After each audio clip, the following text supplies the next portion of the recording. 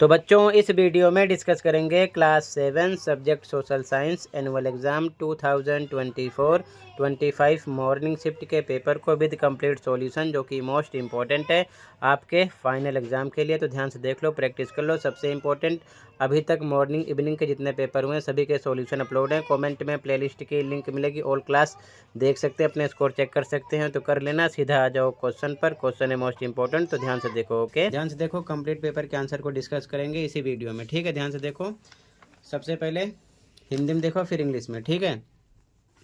तो पहला क्वेश्चन है, फर्स्ट का फर्स्ट, विद्यालयों में मध्याह्न भोजन आरंभ करने के संबंध में उच्चतम न्यायालय ने राज्य सरकारों को कब निर्देश दिया था? तो दिया था 2001 में, ठीक है। 2001 में। यहाँ पर आपका बी ऑप्शन राइट हो गया है, ठीक है। तो यहाँ पर क्वेश्चन नंबर 1 में आपका बी ऑप्शन राइट है, 2001, ठीक है। सेकंड क्वेश्चन, ध्यान से देखो, नागरिक अधिकार आंदोलन की शुरुआत किस देश में हुई थी? तो हुई थी संयुक्त राज्य अमेरिका, ठीक है। डी ऑप्शन राइट हो जाएगा। बाकी जर्मनी, फ्रांस, इंग्लैंड ये नहीं था, ठीक है। तो यहाँ पर आपका ऑप्शन नंबर डी राइट हो जाएगा, यूनाइटेड स्टेट ऑफ अमेरिका, ठीक है। अगला देखो ध्यान से, क्वेश्चन नंबर 3, विधानसभा के सदस्यों का चुनाव किसके द्वारा किया जाता है? तो लोगों द्वारा होता है, ठीक है। ध्यान रखना, किसके द्वारा? लोगों द्वारा। तो यहाँ पर आपका ऑप्शन नंबर ए राइट हो जाएगा, द पीपल, ठीक है।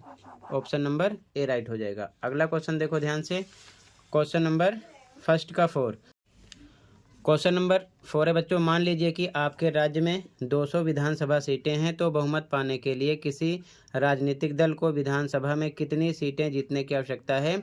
70, 90, 101, 81। तो आधे से ज़्यादा, यहाँ पर 101 आ जाएगा, ठीक है। सी ऑप्शन राइट हो जाएगा क्वेश्चन नंबर 4 में, 101, ठीक है। अगला क्वेश्चन है, निम्नलिखित में से कौन सा जीवीय पर्यावरण का घटक है?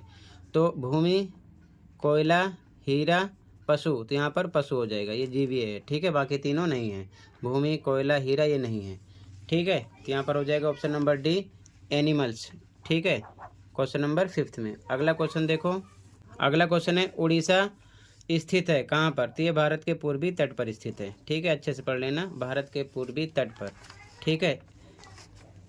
ऑप्शन नंबर ए राइट हो जाएगा, ईस्टर्न कोस्ट ऑफ इंडिया। अगला देखो, क्वेश्चन नंबर 7, वायुमंडल की निम्नलिखित में से किस परत में बादल होते हैं? तो बच्चों वो होते हैं क्षोभ मंडल में, ठीक है। ए ऑप्शन राइट हो जाएगा, ठीक है। तो यहाँ पर आपका ऑप्शन नंबर ए राइट हो जाएगा, ठीक है। अगला क्वेश्चन है, विश्व जल दिवस कब मनाया जाता है? तो 22 मार्च को, ठीक है। 22 मार्च को मनाया जाता है विश्व जल दिवस, यानी कि 22 मार्च को, ठीक है। अगला देखो ध्यान से, क्वेश्चन नंबर 9, रजिया सुल्तान किसकी बेटी थी? तो सुल्तान इल्तुतमिश की, ठीक है। ए ऑप्शन राइट हो जाएगा यहाँ पर, ठीक है। सुल्तान इल्तुतमिश, ए ऑप्शन राइट है क्वेश्चन नंबर 9 में, ठीक है। आगे देखो ध्यान से, अगला क्वेश्चन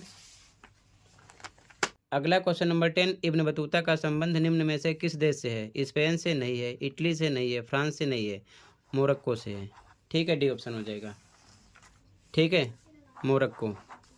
आगे देखो, मैचिंग करना है, ठीक है। तो मनसब, तो इसका आएगा पद, सी से, ठीक है। नूरजहाँ, इसका आएगा जहांगीर। तो फर्स्ट का सी है, सेकंड का डी है। तो यहाँ पर फर्स्ट का सी, सेकंड का डी केवल सी ऑप्शन में है, बाकी आप छोड़ दो। तो सी ऑप्शन हो जाएगा राइट यहाँ पर, ठीक है। यहाँ पर आपका ऑप्शन नंबर सी राइट हो जाएगा।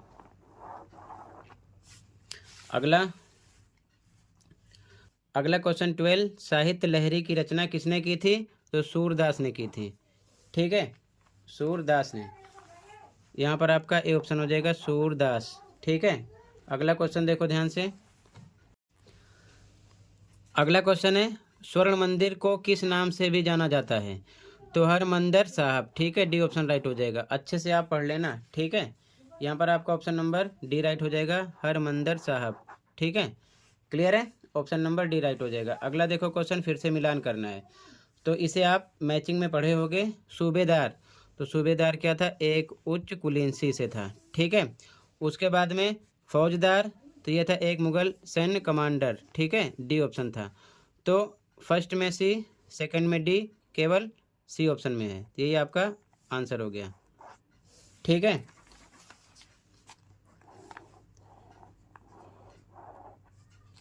अगला देखो ध्यान से, क्वेश्चन नंबर 15।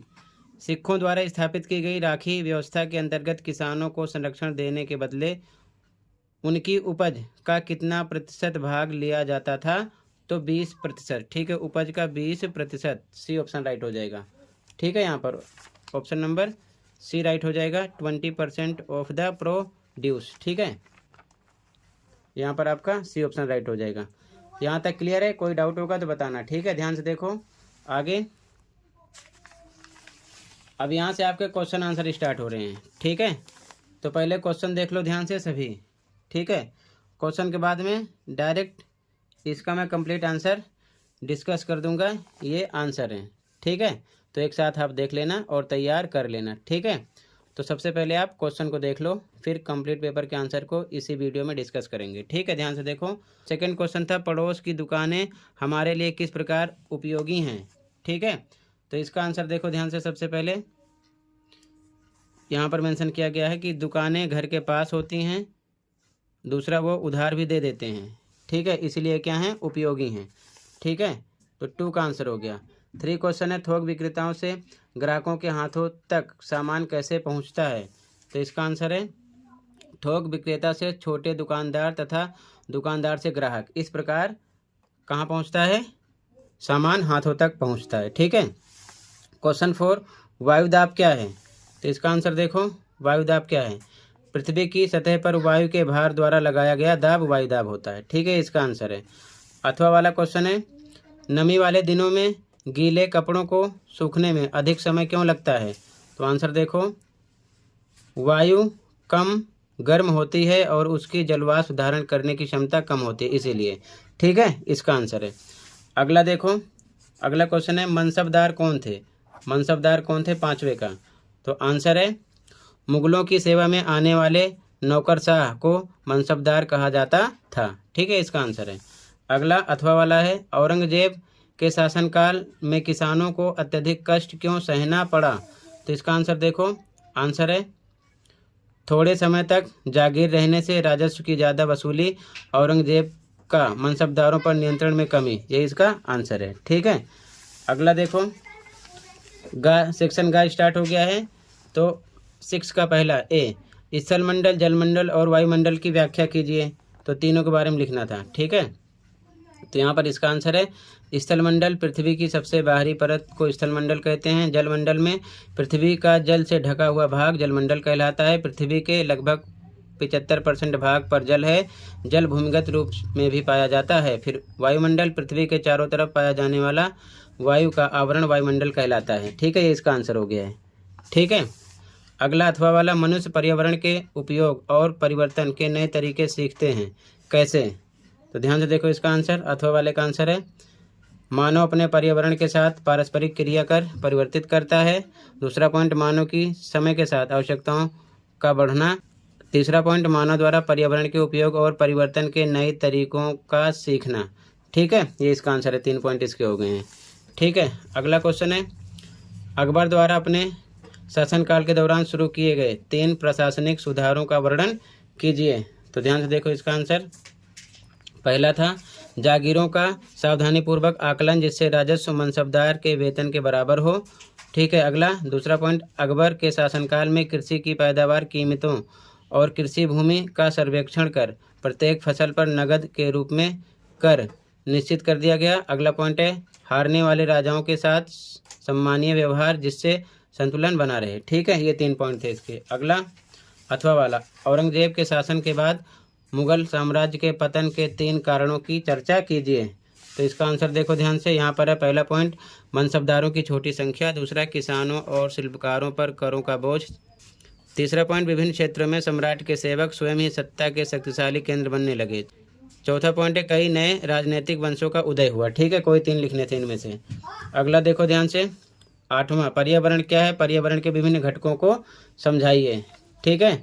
इसका आंसर देखो, यहाँ पर लिखा है किसी भी जीवित प्राणी के चारों ओर पाए जाने वाले लोग, स्थान, वस्तुएं एवं प्रकृति को पर्यावरण कहते हैं। वायुमंडल, जीवमंडल, स्थलमंडल और जलमंडल पर्यावरण के 4 घटक हैं। पर्यावरण हमारे जीवन से जुड़ी लगभग सभी संसाधनों जैसे भोजन, ऊष्मा, औषधि, हवा, मिट्टी, खनिज आदि को पूरा करते हैं। हम आवश्यक दैनिक वस्तुओं और सेवाओं के लिए अपने पर्यावरण पर निर्भर हैं। इसका आंसर है। ठीक है, अगला देखो, अथवा वाला, प्राकृतिक पर्यावरण और मानव निर्मित पर्यावरण के बीच क्या अंतर है। ठीक है, आंसर देखो, अथवा वाला आंसर है प्राकृतिक पर्यावरण में पृथ्वी पर पाए जाने वाली जैव और अजैव परिस्थितियां शामिल हैं, जबकि मानवीय पर्यावरण में मानव की क्रियाएं, उनके स्वामित्व वाली वस्तुएं तथा उनके द्वारा निर्मित रचनाएं शामिल हैं। ये इसका आंसर है। ठीक है, तो अगला क्वेश्चन, कबीर की शिक्षाओं में से किस शिक्षा ने आपको सबसे अधिक प्रभावित किया और इसे आप किस प्रकार अपने जीवन में उतारना चाहेंगे। तो इसे आप बना के लिख सकते हो। पहले आप सभी क्वेश्चन को देख लो, फिर कंप्लीट आंसर को देख लेना एक साथ। ठीक है, इंग्लिश मीडियम में भी देख लो क्वेश्चन को, लेकिन इसके आगे का सॉल्यूशन इंग्लिश मीडियम में आपको प्रोवाइड नहीं किया जाएगा। ठीक है, बाद में प्रोवाइड किया जाएगा। पहले आप हिंदी में देख लो, इसके बाद में आपका ये गद्यांश था।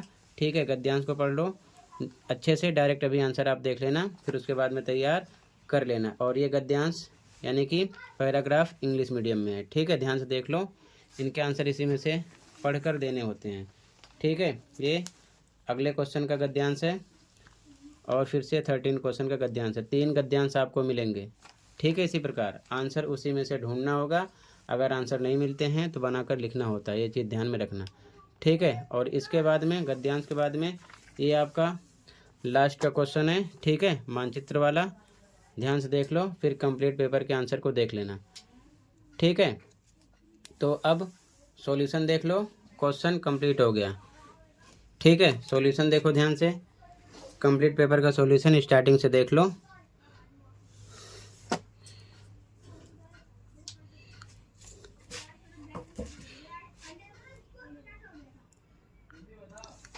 यहाँ से देख लो कंप्लीट क्वेश्चन का आंसर। फर्स्ट में बी था, सेकंड में डी, थर्ड में ए, इसी प्रकार 4th, 5th, 6th, 7, 8, 9, 10, 11, 12, 13, 14, 15 कंप्लीट हो गया। अब सेक्शन बी स्टार्ट है।